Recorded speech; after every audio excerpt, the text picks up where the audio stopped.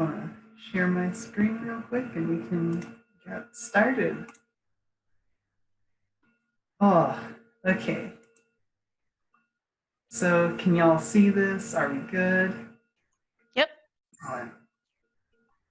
Cool. So welcome everyone. It's wonderful to be here speaking with Mega for all of you. My name's Josh Fickes, or sometimes online I go by Violet Fairy. And I'm here to teach you how to learn how to teach. Wait, yes, because today we're talking about tutorial and level design in Fadeaway. I guess just a little bit about myself before we start. I am a current IMGD student at USC. I am in my junior year undergrad, and I don't know what else to say about myself. I enjoy wholesome stuff and breakfast food. There we go. But for any of you that are taking it or haven't taken it yet, this is a project I was involved with for the intermediate game development class. I was working alongside Yiji Tan, and I'm really proud of the game that we made for it, but also just keep in the back of your minds that this game was a little bit over scoped. So like, you know, disclaimer. And I think if I saw correctly, yeah, we actually have one of our usability people in the call today. So that's exciting. All right. So let's get started. Tutorials. Actually, before getting started, I need to real quick say that I forgot that this was a Zoom presentation, so the words do go all the way to the right side of the screen. So if you want, you can move this like big cascade of portraits just to the like one person portrait, and I don't think there's anything important in the upper right, so it might be okay there. So just be aware that words might get covered up.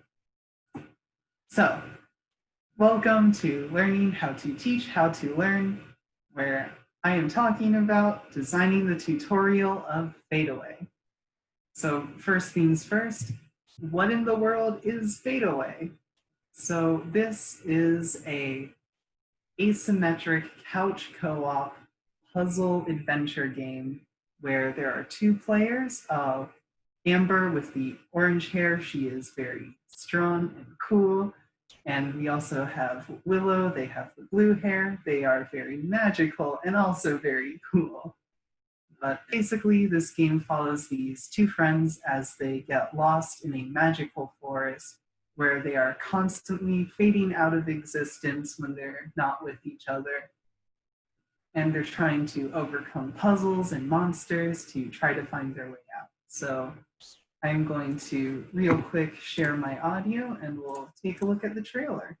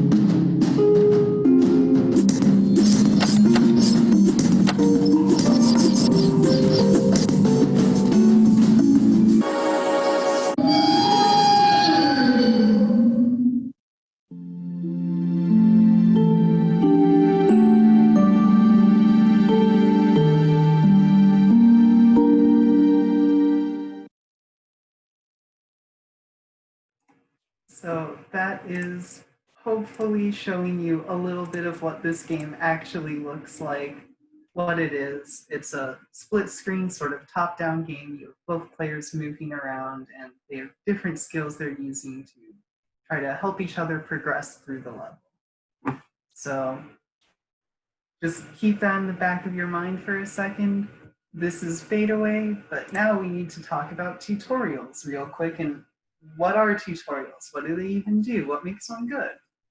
So the first thing that you need a tutorial to do is teach the player how to actually play your game, right? They're new to the game. They need to know the rules and how to interact with it. And the very important thing to remember is that you need to teach players information in small little doses, building up on stuff you have previously taught them. So let's say that this wasn't fadeaway. Let's say it was some big, cool basketball game. I can't just go right into the game telling players, here's how you make super cool slam dunks. I need to instead say, okay, here's how you run, here's how you jump, this is what a basketball is, this is what a basketball hoop is, this is how you dribble the basketball, this is how you dribble the basketball while running, this is how you put the ball through the hoop, this is how you put the ball through the hoop while jumping, and then we can finally get to this is how you run dribbling the ball, jump up into the air, and slam dunk the basketball. Again, you can't teach the players everything all at once. You need to give them the little bits and keep building on top of them. And the other important thing to do during a tutorial is you can't just expect your players to instantly get the information one way. You need to give them multiple means of learning that information. You want to reinforce your lessons. So I believe in class, Peter said that 3 ways is ideal. So we'll get into a bit more later, like what fadeaway does for those, but basically this is the idea of like, sometimes it's not enough to just tell players, hey, you can punch things. And sometimes it's not enough to just put players in a situation where they need to punch things. Sometimes you need like both that situation and the words saying like, hey, here's how you punch things. But basically, try to convey what you're trying to teach the player in multiple ways so that way you can be sure that something will stick. And lastly, you generally don't want your tutorial to feel like a tutorial. Like, your player's really excited to play your game, so just let them play it. Don't make them sit down and read an instruction manual like, yeah, you're here in a magical forest, but first read about how to walk. No. We want to get the players into the forest, and we want to let them mess around with the tools that they have, but in a controlled way where we can still sort of teach them well, but we don't want them to feel like they're going through a lesson before they get to like the good stuff.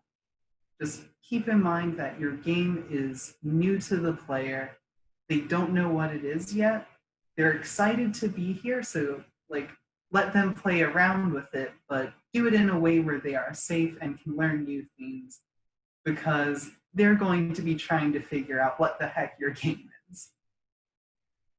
So we've already sort of established what fadeaway is and generally what we're looking for in a good tutorial.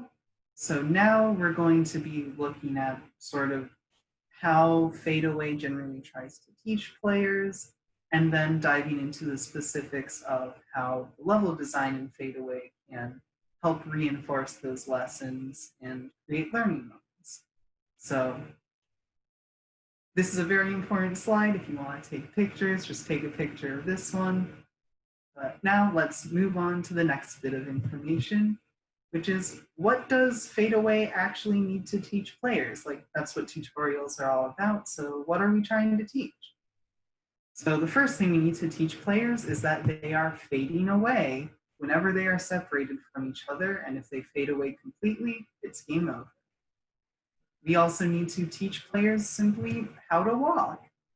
It's very important to the game, and we need to teach players about these one-person walls, which one of the players can pass through, but the other cannot. We also have to teach them about buttons and doors. When one person is standing on a button, it will open up a corresponding door.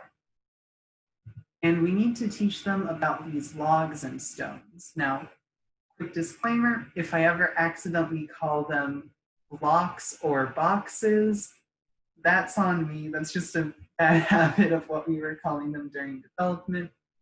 But the general idea behind logs and stones, not boxes, is that the players can use their magic or punches to move them around. And you might have seen in the trailer, there's some Sokoban style box pushing puzzles where you're trying to get them on buttons. We need to teach players all of that.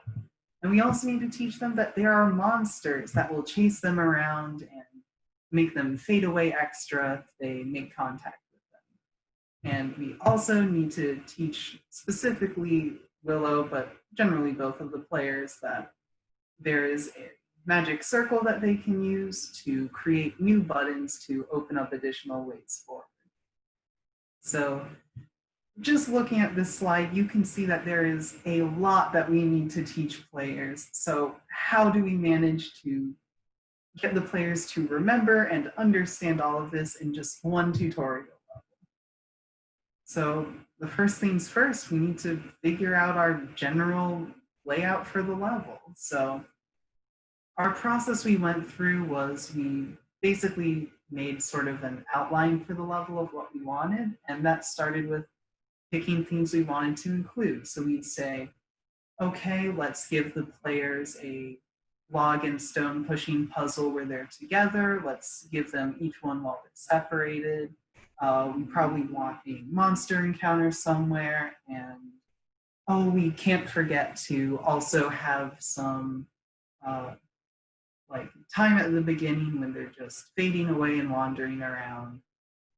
And basically we just lay out each of the themes we want to have present in the level, and we think of each of them as sort of a chunk, or as I'm going to sort of use an analogy here, like a train car. And I like the imagery of a train car because each train car, you can change what's inside it, and you can also change the order of them. And that's a lot like what we were doing in our level design process. We said, okay, here's all the stuff we want. Now let's put it in the order we want. So we'd say, okay, we want the players to feel like they're constantly being separated and then finding each other again. So let's do let's have them fade away while separated, then they'll meet up for a box pushing puzzle, then maybe we'll separate them for the enemy encounter, things like that. And once we have the level in the order we want it, so it feels nice and good variety to it, we just build out each of those individual chunks. So like, okay, here's the spot where the players fight the monsters. And then as we need to, we can reshape and reorder things like, let's say the monster one needs some more walls, we put those in, that sort of stuff. Generally in our development, we didn't have time for that in most levels, but we did it a little bit in the tutorial. So it's just sort of part of development, you do what you can. So this is the final layout we ended up with for our tutorial. At the very start, the players are separated and they learn how to move, and they learn that they are fading out of existence. They then meet up and find a campfire, which serves as the checkpoint and fully restores their presence. And then they are immediately separated again by the one-person walls. They find some buttons that open up doors for each other, so they're also having to learn about communication there. And then they learn about those pushable logs and stones. After that, they meet the monsters. Willow learns about their magic circles. And then we get to pushing the logs and stones on top of buttons. And then finally, we have a dramatic ending where the players are running down this path while there are monsters chasing them. And it all ends with the end of the level.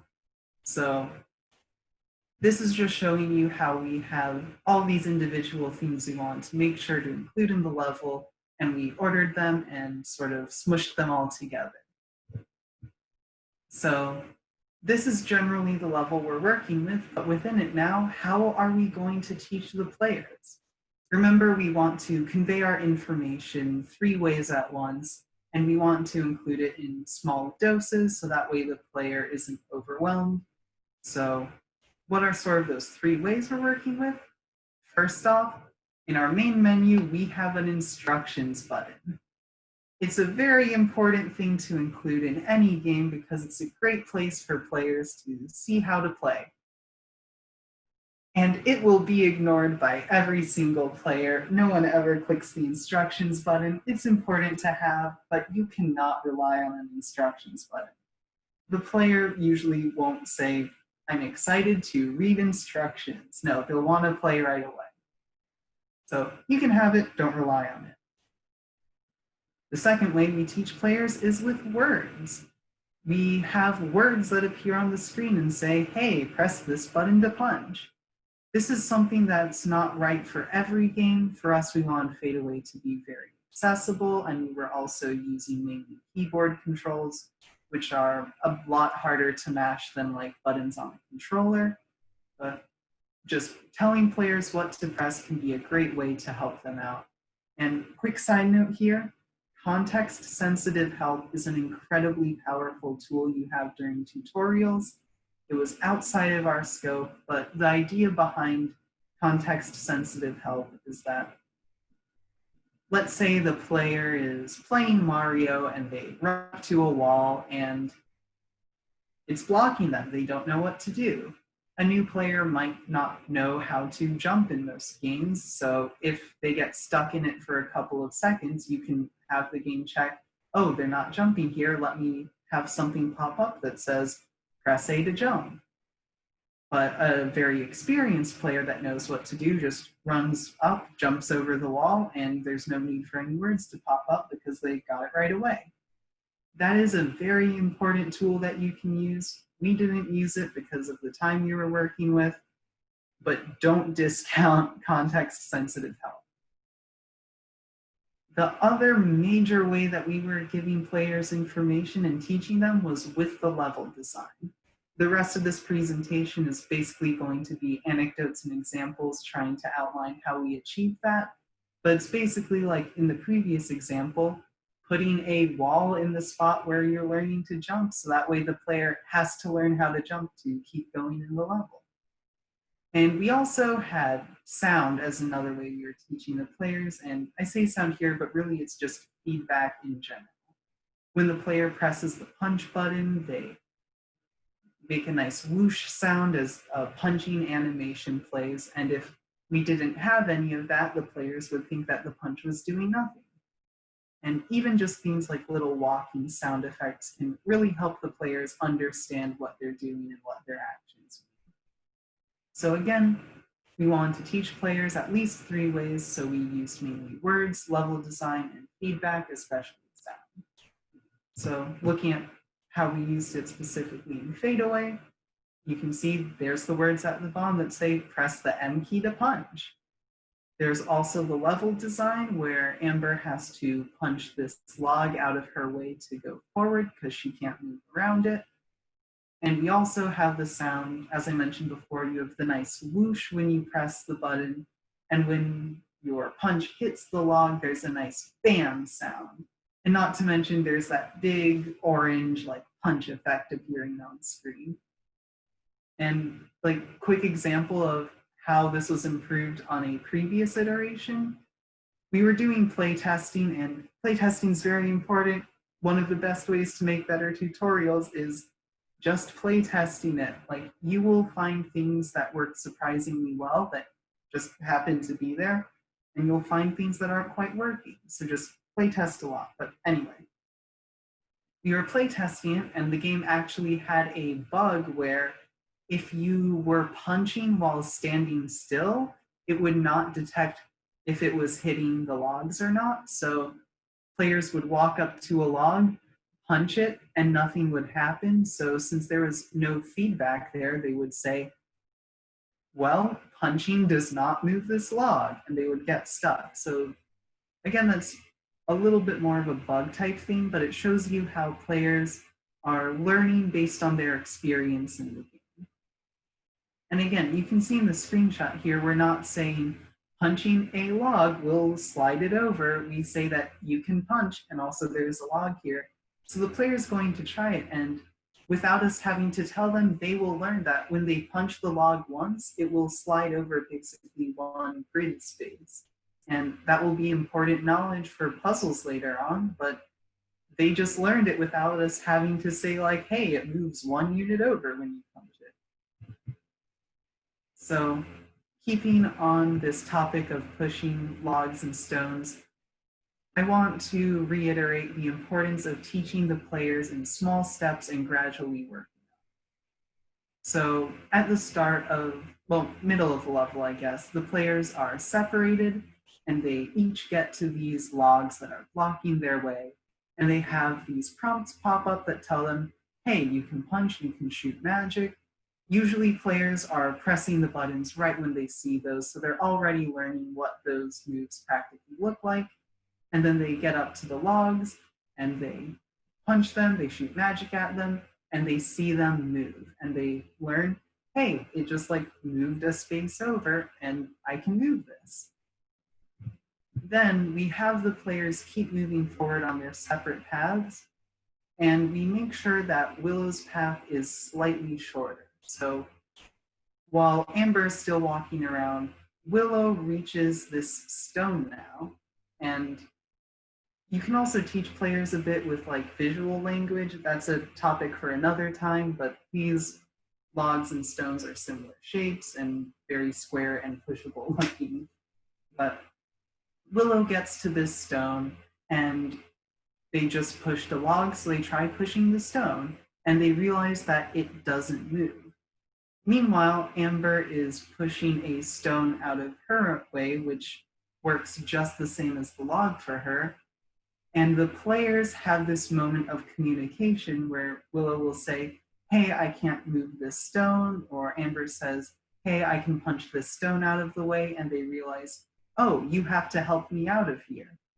So we make sure that Willow arrives first, so that way they can basically realize, oh, like, I need help with this, and also because that way, if Amber walks past, it is not, she's just walking down the path, it is, she sees Willow there and realizes, oh, my friend needs to be helped out of this situation.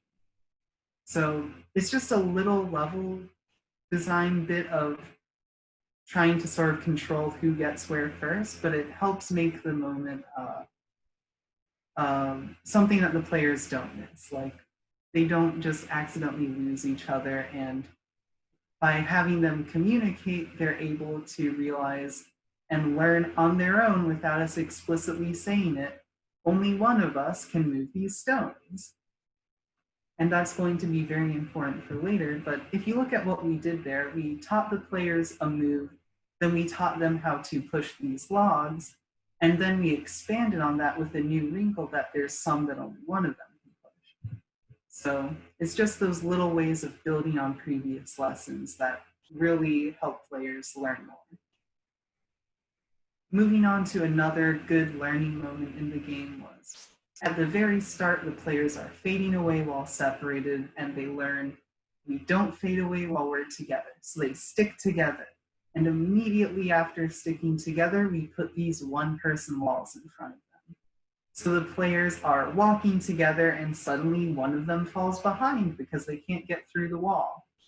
And since the players were trying to stick together, immediately they have this moment of confusion. They ask each other, hey, why aren't you following me? Or wait, come back. And without us saying anything about how these walls work, the players talk to each other and realize, oh, only you can go through that one. I have to go down here.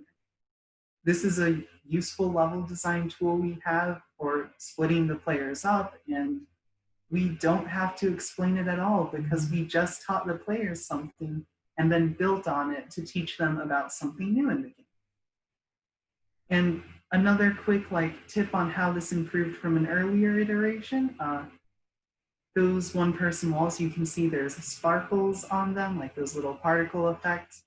Originally, they didn't have those, and so players weren't really having that learning moment because they wouldn't realize that when they crossed through their version without the wall, that there was even anything there. So having those little particle effects helps them realize, oh, this is how my teammate sees it. There's not a wall for me here, but this is a spot where there would be a wall for them. It's a small thing, but that little bit of feedback really helps make it clear what's happening. Moving on to the next good moments, maybe my second favorite moment in the game is when we're introducing players to the monsters. Now, quick tangent again. There's a very useful sort of level design philosophy that I believe Nintendo uses, which is at the start of a level or something, this is mainly for Mario games, but it applies to other themes.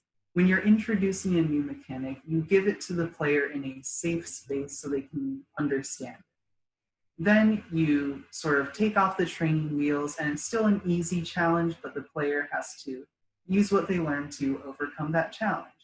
And the challenge continually ramps up and ends with a fun twist on it at the end of the level. And that idea of teaching the players in a safe space is super important for a tutorial. So what we do here is the players have both come on from the left side of the screen, and they see that there is this monster behind this little barrier of trees. The monster is moving in a straight line toward them, and they can see as they're walking past this little alcove of trees that the monster is following them. So while they're in no danger at all, they learn how the monster moves, and they learn that, okay, this is chasing us. But the fun part is that as they walk to their right and they're watching the monster move, they're watching the left side of the screen. And wouldn't you know it, there's a monster not too far off on the right side. So as the players are walking along to the right, looking over their shoulder to the left, basically, they run headfirst into the other monster. And it's a great moment of surprise, and it adds a lot of character to the monsters, so that instead of it just being, oh, here's an obstacle in the game, it's like, something jumped out of the fog at me. It's a very fun moment, and it also plays an important role too. It teaches players what happens when they get hit. It's not just there out of spite, it is there for a good purpose, and again, you're teaching the players, so it's fine to use these little fun tricks and surprises as long as it's not the norm, and as long as it's not punishing. When you get hit by a monster and fade away, it makes you fade away a little bit, but you need to get hit a lot for it to seriously matter. So just hitting the players once isn't like an instant game over. If it were, this would be a terrible choice. But feel free to use your level design to guide players' movement and attention to create moments of surprise that can help them learn without hurting them at all or too much. But hold on, before we go further, take a look. There are those buttons and doors we were talking about earlier. A very important thing to do when you're designing a tutorial is remind the player of the things they've already learned. Because we are teaching a lot at once, and we don't want the players to forget things. You can't just assume, well, they've seen logs once, they'll remember them 20 levels down the line when we bring them back for the second time. No, you need to reintroduce your information to the player to make sure they're retained. So they'll say, oh, right, buttons and doors. I remember this from earlier. So we have these buttons and doors here way after they were first introduced. But the other thing we do is we're still building on the knowledge we've established in small increments. Previously, when the players saw the buttons and doors, it was one button opens the one door. But here we have two buttons that open the same door. It feels very natural, but it reintroduces the information, reminds the player about it, and it adds a small little detail of extra knowledge that the player just internalizes without even knowing it. So basically, when you're bringing up mechanics again to remind the player, keep it natural. Like, you don't want them just playing through the exact same tutorial twice in a row. You just make it feel natural if you can. Add that subtle variation to teach new things when it feels like they're just relearning old things. And it'll it'll make it work pretty nicely. And throughout the game, we're teaching, like the tutorial, we're trying to teach players how to play the game. We're giving them these new little bits of information slowly over time. We're reminding the players of the information they've learned. We're teaching them it different ways. And we're using our level design to help create learning moments. But that just doesn't happen in only the tutorial. This entire game is about teaching the players. Our goal was not that at the end of the tutorial, players are playing the game the most optimal way they can. Our goal was that by the end of the game, players have finally reached that point. So we're trying to constantly teach players in every level the little extra details about what might be a new mechanic, like a second type of enemy that one player can freeze before the other has to punch it, or enemy spawners that create a constant stream of monsters. Or it can even be some combinations of existing mechanics. Like in a moment we'll look at it, but there are puzzles that involve both one-person walls and the pushable logs and stones. So again, even though there is one tutorial level, those same principles of trying to teach players information in a gradual way and in a way where we bring it back to remind the player, those are still applicable the entire, just basically take the words off of it and make it so it's not quite as intense how much they're learning along the way. So this is where I talk about specifically the puzzle design, because I think this is really indicative. I don't know if that's the right word, but it really shows the process that we were using for making our levels. So this is, at least for me, in the puzzles I was involved with. You made some as well, but for the ones I was involved with, I wasn't sure how to make a Sokoban puzzle. So what I started with was, okay, what new interaction can I teach players through this puzzle? So in the puzzle on the left, I wanted to teach players that they can push logs and stones through the one-person walls. And in the puzzle on the right, the goal is to teach players that since there's two of them, they need to work together and use the fact that there are two of them to successfully complete a puzzle. They can both work on a puzzle at the same time, and it's necessary. And basically, once I had that interaction that I wanted to teach players, I would just work backward from that. So I would say, okay, what is a layout that necessitates two players in specific spots to get this log to the button? And for the other one, what is a solution to this puzzle that requires a log to be pushed through one of these one-person walls? And just working backward from that, and then just building to create that learning moment is the key to this kind of level design. So that applies to all the other stuff we've seen too. It's just, what are we trying to teach the player? This is the one specific thing we're doing, so here's a level of design that necessitates that. And real quick, even that puzzle with pushing the logs over the one-person walls, that screenshot is actually from the second one that does it. We actually do it in a smaller way earlier, so we're still building on those small moments and bringing them back again. Now, let's look specifically at this puzzle on the right, which is the first puzzle in the game, and it is my favorite part of Fade Away. Hands down. Almost every single time, it takes players exactly 3 tries to get the puzzle, and I love it so much. So, the way the puzzle works is that there is one log, and it goes to a pair of sort of crossroads, and it has to be pushed to the right, up, and then to the left onto the button, which will open the door. And the way the players achieve that, the thing I'm trying to teach them, is that one player has to be at the top intersection. Let's say one player has to be below the log while one player is already in one of those alcoves, ready to sort of receive that log and then push it the other way. So here's how the puzzle goes. The players see this log. Every time they've seen logs before, they've had to punch them. So they right away punch it to the right.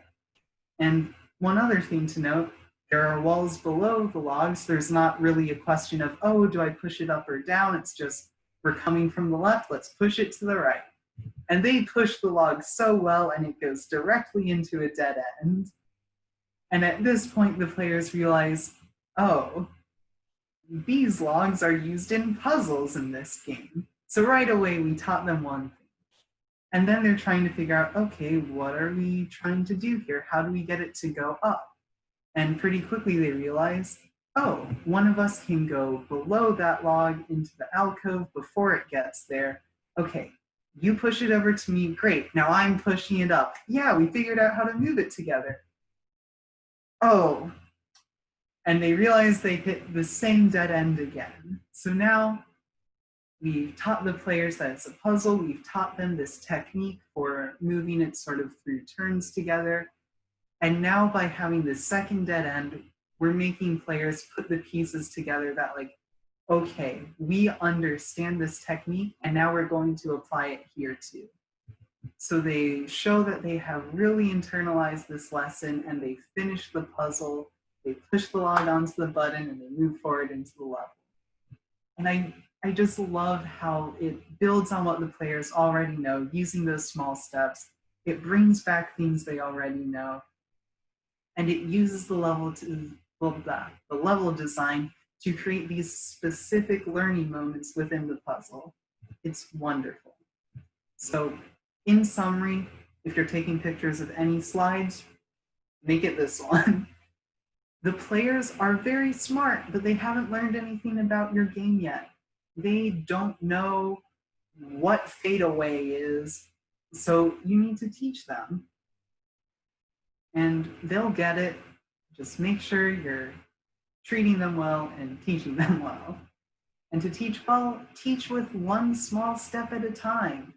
Your player won't be able to retain everything all at once. So give them just the little steps, then build on top.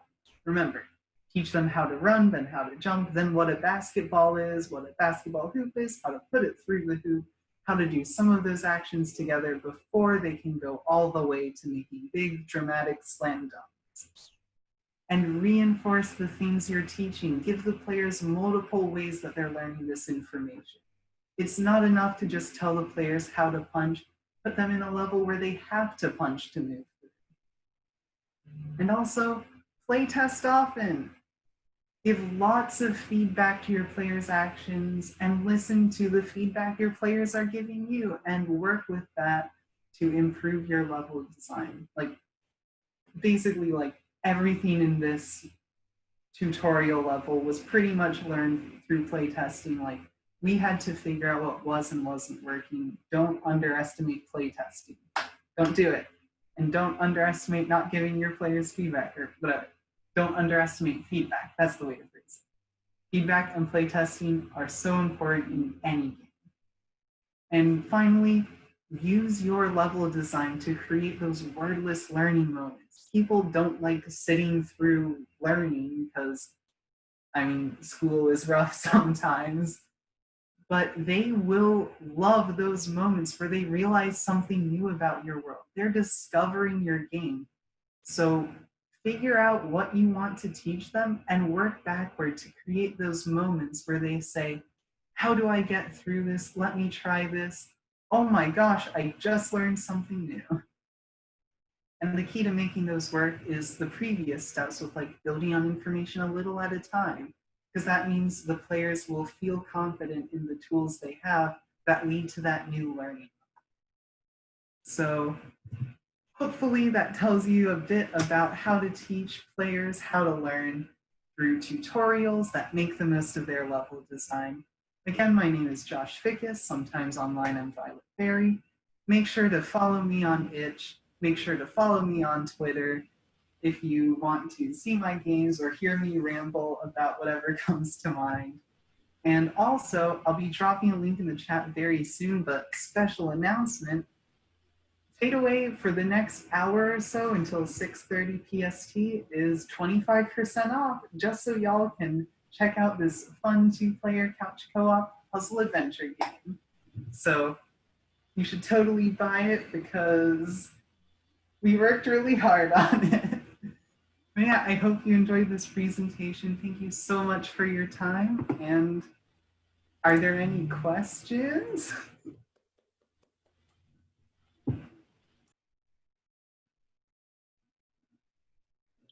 Oh, I don't know if this is like super related, but in the email it said that you are currently minoring in game animation, right? Yes, I am currently minoring in game animation.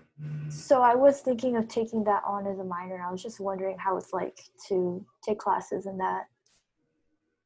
Great question. I mean, I enjoy it. Like, I enjoy animation, and it's very fun learning about how it intersects with games. I think the key thing with animation classes is try to figure out like how like lab work focused it is. Like, there are classes like rigging where it's just all about like actually rigging models, and there are some classes like uh, history of visual effects where it's just like attending lectures basically. And try not to take I think generally people say like try not to take more than one like lab focused one, just because animation takes a long time, and if you have like a bunch of animation classes at once it can be overwhelming. So just take them like a little bit at a time, and it should be like entirely manageable, and if it interests you it'll probably be fun too.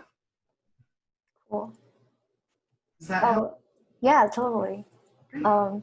Yeah, was there like a reason why you chose game animation over like the general 3D animation? I mean, for me, I think it's just generally like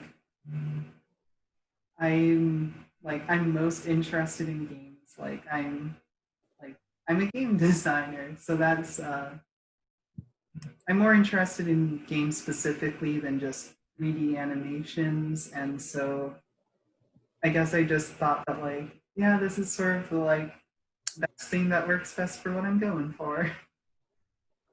Cool. Yeah, like I could talk for a whole nother presentation about like animation in Fade Away because that was another thing I did, but it it is very useful learning about games animation. Yeah. That's right, getting like the timing right, Oh my so it gosh, doesn't slow it yes. down. Trying to make a responsive punch look good is a nightmare.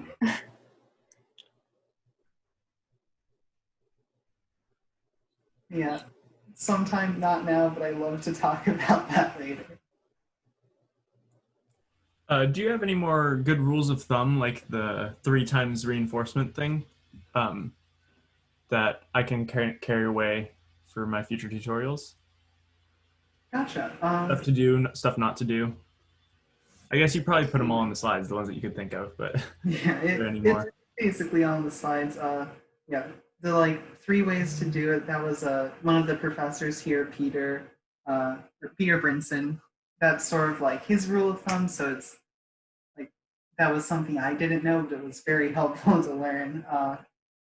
The other rules of thumb, like these are a little softer than like 3 ways, but again, like think about your mechanics in detail and break it down into the smallest pieces you can, and really like teach those little tiny pieces before you start combining them together, and don't combine them all together at once. Like, just the key is building on it in small increments. So it's the difference between starting with here's a puzzle where you're pushing logs onto buttons, and here's how you push a log, here's how buttons work. now we're putting them together. So Gotcha. on information in small steps. Also, again, just refresh your player like regularly. Like basically if you're designing your level and you think to yourself, oh, we haven't seen monsters in a while, like that's a pretty good sign that you should maybe like put one in again to remind the players. And What was on the instructions page? so the instructions page was it was very simple, like here's a picture of like WASD keys, that's move. Basically, it was a list of what each button does. And then it was the very simple rules of the game. Like it was, I'm trying to remember. I believe it was you fade away while separated, campfires restore your presence, monsters will hurt you. Let's see. Amber can move heavy objects and greatly harm monsters. Willow can freeze monsters with magic and interact with these magic circle things. And also, I know I didn't talk about the magic circles in the presentation, but that's because they're sort of not as important as the other stuff. Gotcha. Okay. And was that like a slideshow kind of thing, or all on one page, or what would you recommend for games? We split it across 2 pages, I believe. Like we Okay. had the image with the controls, and then there's a next button that shows. Interesting. Cool. Thank you so much. You're welcome.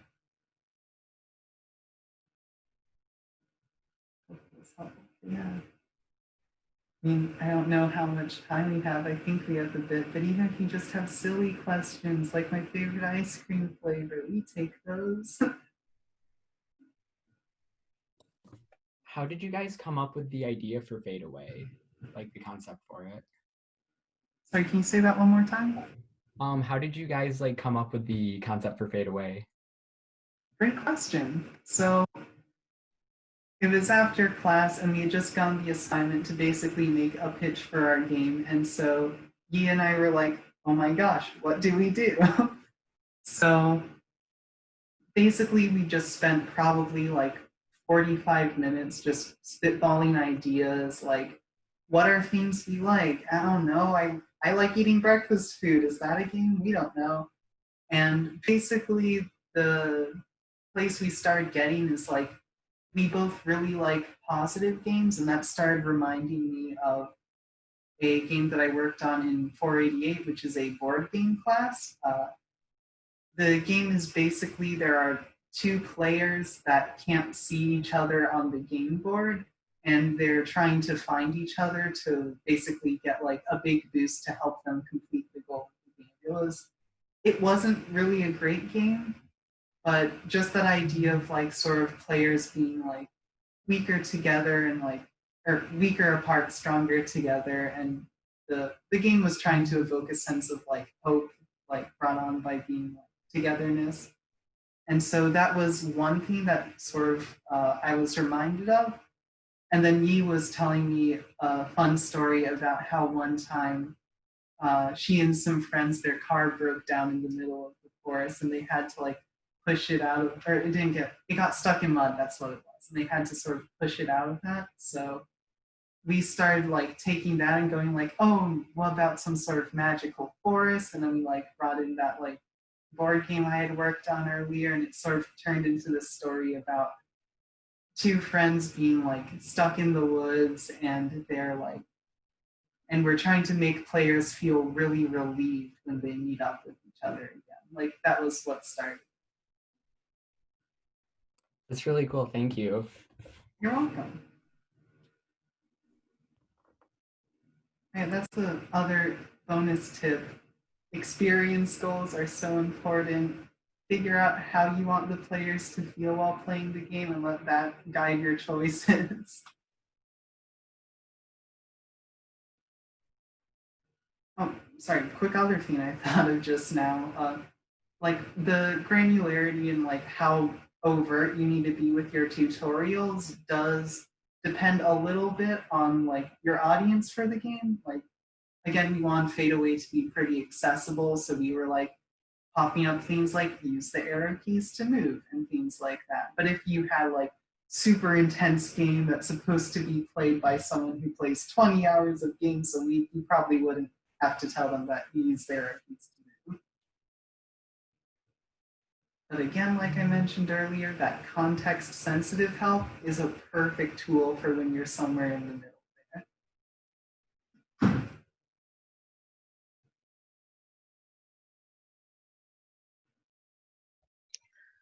Okay, that was a really good presentation. Thank you so much for giving us that wonderful talk.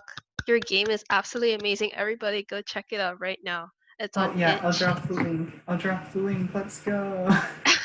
Plug. I'm glad y'all liked it. Thank you so much for having me here, Grace. It's our pleasure. Okay. Does anyone have any more like final questions or just like anything related to Fadeaway, to Josh as a game developer, or even just about like game design in general? If not, then I can kind of close up this recording. And if anyone wants to stay and talk, like, I'm not sure if y'all still want to talk about game animation, y'all can go ahead with that. But this recording is very big and my computer is dying.